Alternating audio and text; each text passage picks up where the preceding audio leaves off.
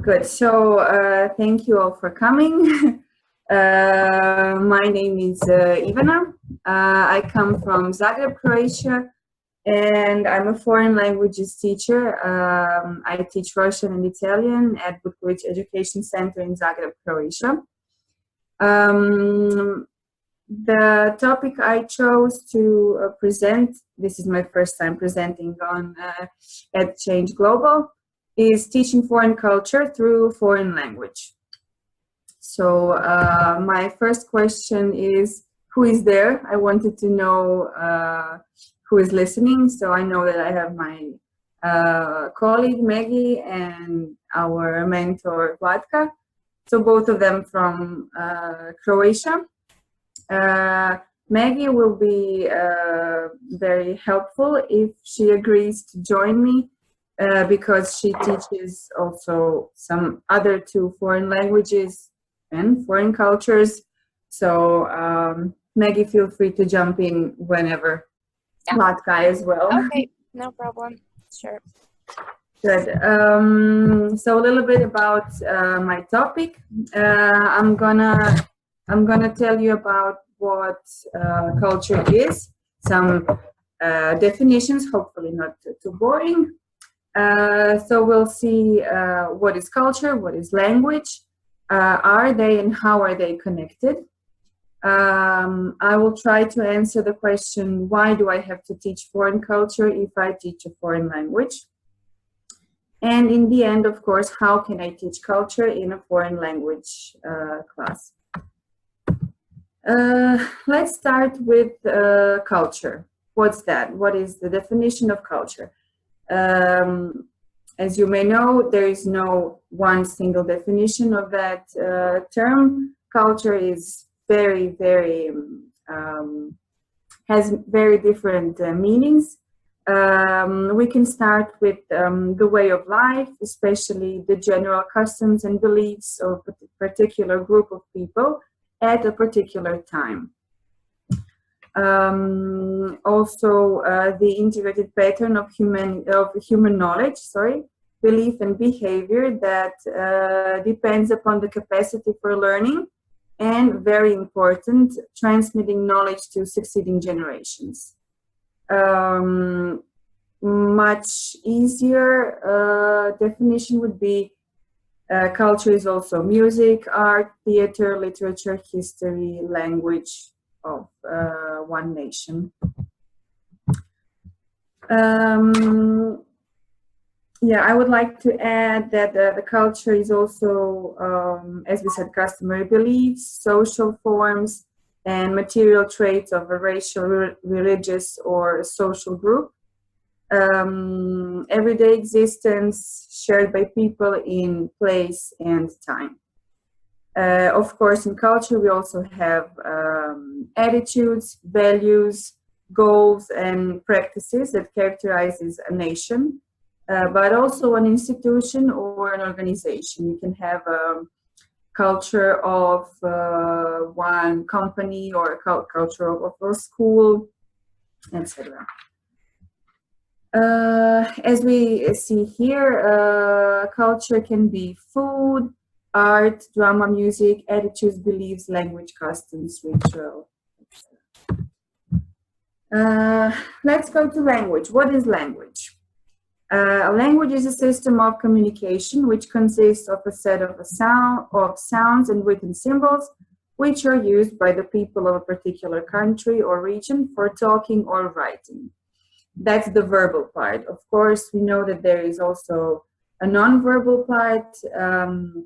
So language is also a non-verbal method of expression or communication. And we have body language, sign language. I would like to mention here Mr. Lévi-Strauss. He's a French anthropologist, philosopher, and ethnologist. His seeing of language is that the language is number one, a condition of a culture, number two, a very important part of it, and number three, it's in the same time, it's a product of a culture. Next, I would like to mention Mr. Wilhelm von Humboldt. I guess colleagues that are linguists and studied foreign languages, they are very well, how can I say, informed about Mr. Levi-Strauss and Humboldt. So he's, according to Wilhelm von Humboldt, from the 18th and 19th century, language is the people's spirit, and it is the very being of the people. I find it very, very interesting. He thinks that culture manifests itself primarily in the language, and that the language is the true reality of culture and is able to introduce a man into culture. Since I'm a foreign language teacher, you understand why I find it that important. Next linguist that I would like to mention is Valentina Maslova. She's a Russian linguistic. She is the reason actually why I chose this topic, and actually this was my master thesis topic. She talked about a new science that she called linguoculturology. That's a science that shows, in short, a science that shows connection between culture and language. The main task of this science is the disclosure of the mentality of the people and their culture through language. So linguoculturology studies language as a phenomenon of culture, and especially when it comes to the national language, then this language acts as a spokesperson for a special national mentality. So this was, in short, just theoretical background of my research, and I wanted to show you what is culture, what is language, and how can we combine them. This is not, of course, my idea. Many scientists talked about it centuries ago. As you know, I teach foreign languages. These are my two languages, Russian and Italian. I chose these two images because they represent, first of all, Russian symbols. I guess you know some of them. This little Russian doll called Matryoshka. Then you have samovar, which is the, let's say, a teapot, kind of. Then you have a balalaika, a Russian traditional instrument. I will talk about it later. Then you have Kremlin in Moscow.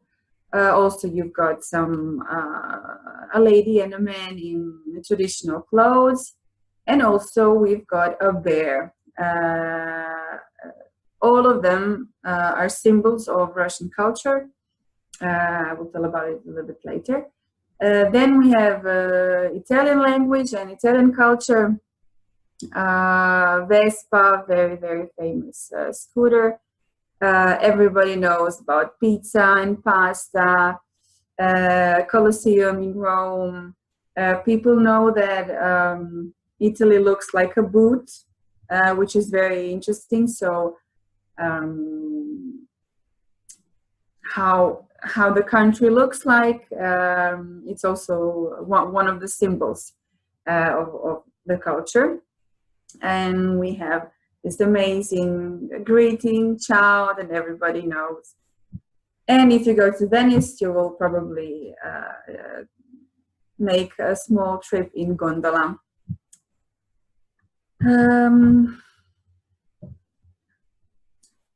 There's a question, why? So in the beginning, I asked, why should we learn about foreign culture if we're learning a foreign language? Like, why do I need to know some cultural stuff? Well, in my opinion, without at least basic cultural knowledge of a foreign country, we cannot understand its language. This is my statement, and I stand firmly about it. I would like to hear, what do you think about this sentence? Do you agree with it or do you disagree? Maggie, can you maybe share? Yeah, sure. Well, I agree and disagree at the same time. So I think, of course, if we want to go deeply into a language, then I think at that point, culture becomes a very important factor. But it really also depends, what do we want to use the language for? So it's not always essential, I think, for people to know about the culture. They can sometimes learn a language without knowing anything about the culture. So it really depends. I mean, for me, it's important because I like it. I think it's interesting. But I think it is possible to learn and, to an extent, understand a foreign language without completely understanding the culture or even having some interest in it. Yeah, I agree with you. Thank you. Yeah. I have got two examples. Why do I think this is like the basic cultural knowledge is necessary for understanding the language? It's not how can I say? Can you help me? It's not like essential. Essential? It's very useful. And yeah, definitely. It's very useful. If you're learning a new language, why not knowing a little bit more? For example, everybody knows about espresso, but the important, interesting part from a language teacher would be like espresso means quickly. Like, why is this coffee called like this? Because it's quickly produced and also quickly consumed. So if you don't know the meaning of a word espresso, you can't fully understand why this coffee is called espresso. The same thing with macchiato, cappuccino, etc. I don't have to explain it to you. Another example is with valinki. Valinki are a type of Russian boots, as you see in this picture. They are called valinki because the word originates from a verb valyat, which means to roll or to shape. So basically, a long time ago, they took a lot of wool and they started to roll and shape boots. So the boots are made out of wool? Yeah. Yeah. Yep. So they just roll it and slowly shape it in. They have some other materials that help you maintain the shape. But yeah, basically the wool is just rolled and shaped into a boot. I would like to go on a new, more practical part. So I based my session on Russian culture and Russian language. I chose a cartoon, a Russian animated television series. Actually, it's called Masha and the Bear. I'm sure that everybody heard about it. So I took this cartoon as a very, very precious audiovisual material where we can teach not only language but also culture, and I will show you how. First of all, first cultural element that I am teaching about this Masha and the Bear is that actually Masha and the Bear is originally a Russian traditional fairy tale. So it goes from legends and a long, long time ago. It's a fairy tale. The fairy tale is a little bit different from the cartoon, but okay. Okay. Which cultural elements I found in this cartoon? I will show you also some proverbs. I will show you some holidays, animals, and their meaning. For example, in the cartoon, we've got a bear, a rabbit, a wolf, a squirrel, and a hedgehog. Why? Why don't we have a giraffe, an elephant, an ant, or a snake? Because those animals are not that popular in Russian culture, while bears and wolves and rabbits are. They are part of Russian and Slavic mythology, so they are everywhere, like in proverbs, in sayings, in cartoons, movies, everywhere you will see. I found also some traditional instruments. I will show you. I also use Masha and the Bear cartoon for showing which national sports are in Russia. And of course, we talk about food. So I started with balalaika. Balalaika is a traditional Russian instrument. In first season of the cartoon, in the introduction theme, Masha is playing balalaika. Balalaika is very similar to a guitar, but it's in the shape of a triangle, and it has got just 3 strings. I found a very nice a very nice video on YouTube. There's one Russian musician. He plays the theme of the Mission Impossible that is very, very well known. He plays it in balalaika, so hopefully we will hear it now. I chose this one because Croatian students usually know about this movie, Mission Impossible, so they will they know the theme. Sorry. Can you hear it, Maggie? No. Oops. Why not? Aha, my screen sharing is paused. Why? So I'm not sure, but there has to be a way, because the other presenters also had like a similar problem when trying to play something, but I don't know how they did it. So okay, so maybe or Catherine, maybe you can just maybe you can just open it in a separate tab and play it so we can hear it. Could be, or just share a link. Okay, I'm gonna share a link.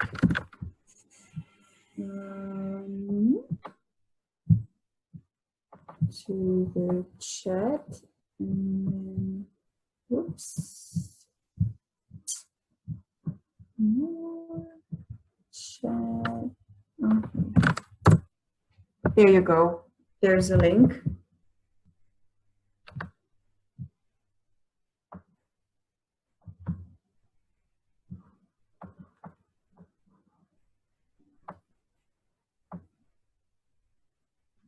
You can listen just for 30 seconds. So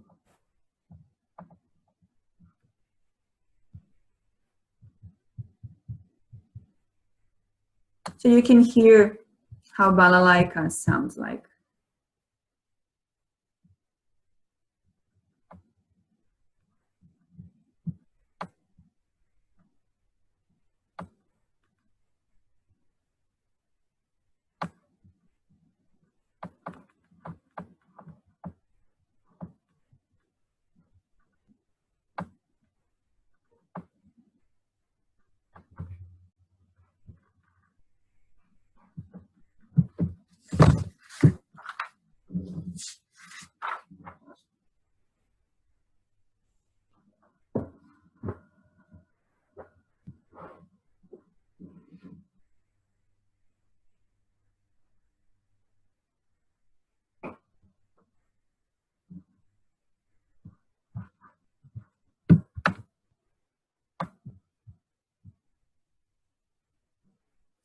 Sounds jazzy.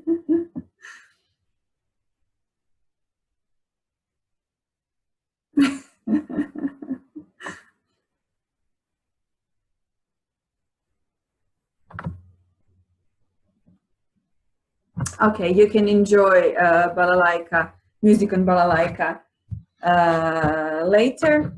I'd like to move on.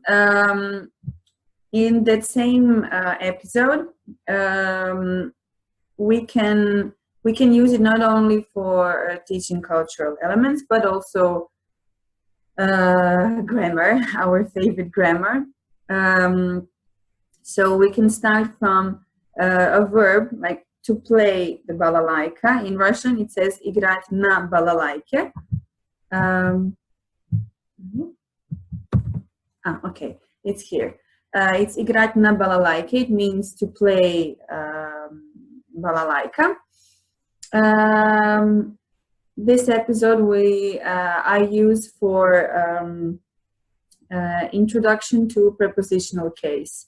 Russian is a Slavic language and has got 6 cases, prepositional cases. One of them in this na balalaike is a preposition plus a noun in the prepositional case. So I find it very useful. Also, we can learn different vocabulary in this particular case, instruments, because later in this episode, Masha plays the piano, the balalaika, drums, triangle. No, like, is it called the triangle? This ding, ding, ding. Never mind. The trumpet. So we use all of those scenes to learn vocabulary, so the instruments, plus the prepositional case, because it's always to play the piano, to play the drums, which in Russian is much more fun because of the cases. Next cultural element that I chose is kasha. In English, I think it's porridge. So it's just one of very, very, very popular traditional Russian dishes. They eat kasha usually in the morning. You can prepare it with water or with milk. You can add different, I don't know, like nuts or some fruits inside, etc. The important part is that kasha is very, very active in Russian everyday life. So people usually start day with kasha. It can be a normal everyday dish, but also let's say a ceremonial dish. So when the baby is born, then you welcome it with kasha. When a person dies, you say goodbye to him or her, also with kasha. When people get married, then they prepare kasha, and if it goes well, they have a saying like "с ним легко кашу сварить," which means it's easy to prepare kasha with him or her, which is a saying, and that means we get along great. In this episode, number 17, Masha and Kasha, she prepared too much kasha, and the whole house exploded in the end. And in the end, she finishes the cartoon saying, "Я заварила кашу." And заварила кашу means literally, I prepared kasha, but as a saying, it means I made a mess, and she really made a huge mess. So this episode I use for introducing a traditional dish. We can talk about how to prepare it. We can I have a recipe, a very easy one, with grammatical, with the grammar. We can use it. We can use a recipe for repeating or learning about imperative, the verbs in imperative. And in the other hand, we can learn a Russian proverb, Masha заварила кашу, which means she made a mess. The third element I wanted to share with you is the New Year's Eve. The Russians have a completely different way of, not way, but way of celebrating it regarding the time.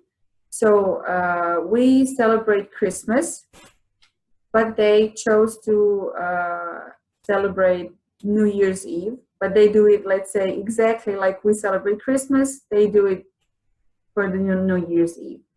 Why is like that? It's because in the communist time, they were, of course, not allowed to celebrate any religious holiday. So they said, okay, no, it's not Christmas. We were celebrating the New Year's Eve, which was okay to celebrate. So everything that we do and have for Christmas, they have it for the New Year's Eve. They decorate the Christmas tree. As you can see in the photo, Masha and the bear are decorating the Christmas tree, but they call it the New Year's Eve. The Christmas decoration they call New Year's Eve decorations. The gifts are also not Christmas presents, but New Year's Eve presents, etc. With the first photo, I wanted to show you that, of course, it's winter and the bear is hibernating, and his alarm clock started ringing because it's Novi God, which is New Year's Eve. And instead of numbers on the clock, we've got seasons, 4 seasons. So you've got Zima, which is winter, Yesna, which is spring, Leta, which is summer, and Osin, which is autumn. Here we can use this episode for learning seasons. Plus, from in the grammar side, we can learn the soft adjectives that are made from the nouns of the seasons. In the same episode, we get to know Ded Moroz, which is actually, let's say, Santa Claus. He's very, very similar to American Santa Claus and our Ded Mraz, Sveti Nikola. It's more or less the same person, the same character. He's a very nice old man who brings presents to children and people. And on the right, we've got Snegurочка. Snegurочка is a very important character from Russian mythology. Some say that she's Ded Moroz. It's his granddaughter, and they always go together. So in the New Year's Eve, they travel together and they bring presents to children. Snegurочка is always dressed in a traditional costume.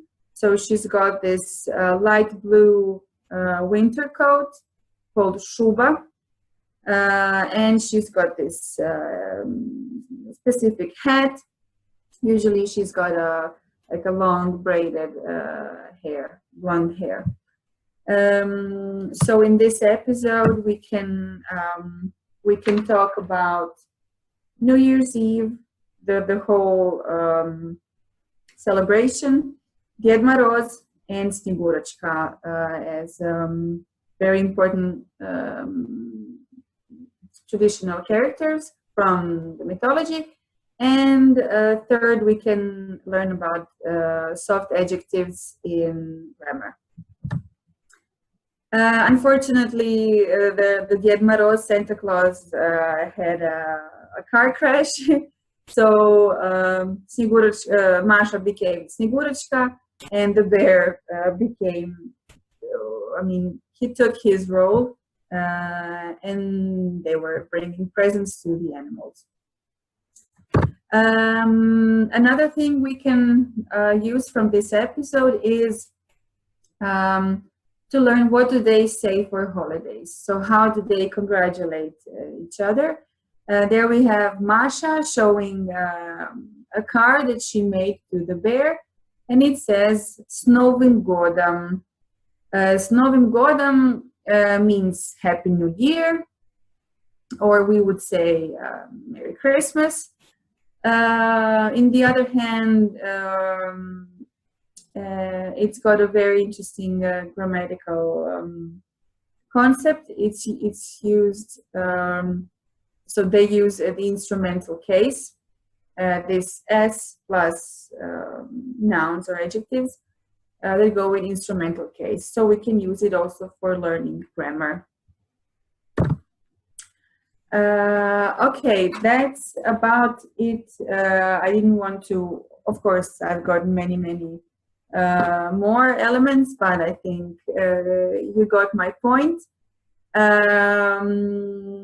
So you can help me out. So you can share with us, how do you teach foreign culture? I mean, do you teach it? How do you teach it? I know Latvia is an English teacher, and in Croatia, let's say that we are well informed, let's say, about American culture, maybe not so much about British culture, but Maggie has a very interesting culturological experience. I know that you've been to Vietnam, and I guess you can teach their culture as well a little bit, in French and Italian culture. So how do you teach foreign culture? Which element do you find useful and interesting to teach? Or maybe you've got some funny story or comments about your languages. Is there anybody else? Did anybody else join us? Oops. We have 7 people on board. We've got 7 people on board. Yes. Hi, 7 people. Welcome. So where are the 7 people from?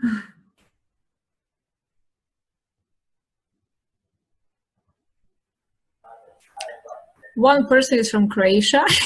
Hello, Croatia. Thanks for joining us. So can you tell us which language do you teach? Oh, I teach English. Okay. And do you teach cultural elements as well? Of course. And one of the most interesting ways that kids like to learn about culture is via video conferencing. I've had a chance to connect with a few people from around the world, and the kids prepared questions for them, and it was really exciting for both of them. Not just our kids, but the kids on the other side, or whoever was. So great. It's more interactive. Yeah. Great. And they get to practice English, of course. Always. Amazing. Yeah, it would be really nice to make connections with Russian or Italian students, for my students as well. Yeah, of course. Yeah. So, I would like to add only that we are starting this September. We are planning to have multilingual language education. If you remember, I talked about it. We still have to agree on the steps to it, but the basic idea has come to me at a CISA conference. John Nordmeyer, I'll just write. So John Nordmeyer had a really interesting presentation. the obstacles that children that live in the States, but their mother tongue is Spanish or Portuguese or any of the other languages. So the obstacles those kids are up against. And the idea occurred to me that if we sometimes translate not to Croatian from English or from Italian, but to another language, especially if you have the context so the child can really understand what the meaning is and see the meaning in another language, the one the kid doesn't expect, then you broaden their views and you kind of throw a teaser out there for them to go get and learn some more about another language and another culture. And they grasp the concept and they grasp the context anyhow. I know a little bit. I hope Vlado isn't in the audience. I have a little tiny knowledge of German. It used to be much bigger.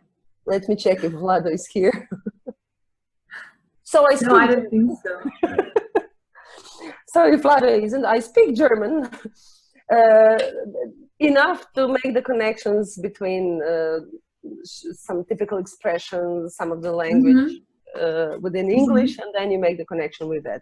I better not do that with Italian, but I'm looking forward to us as a team connecting, having roundtable discussion on which elements can be multilingualized for the kids, and then to go, and grasp for that culture that's out there. Yeah. Thanks. This morning I heard Tilka Brown from Australia, from the Language Toolbox. She said an amazing thing. It's something like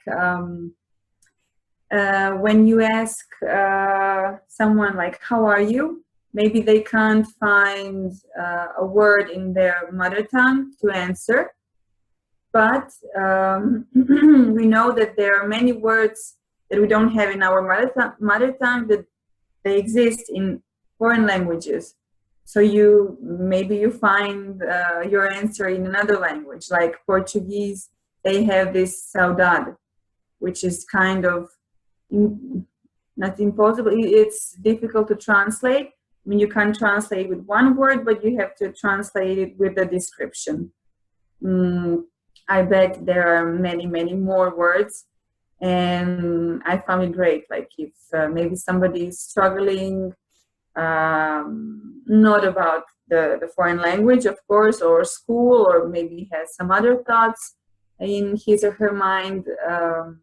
Maybe he or she will find it easier to express himself with these foreign words.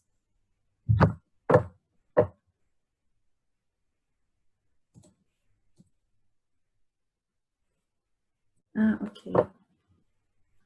We've got Stormy Daniels, Texas, hi. Okay, well, that was more or less all that I wanted to share with you. I wanted to thank you for joining my session. I hope it wasn't too bad. I'm sorry for my English. English is the third foreign language that I speak. So I hope you found it useful, or at least interesting. Thank you, Vatka. Thank you, Maggie. Thank you, Anita and Catherine, for joining me. Thank you for sharing.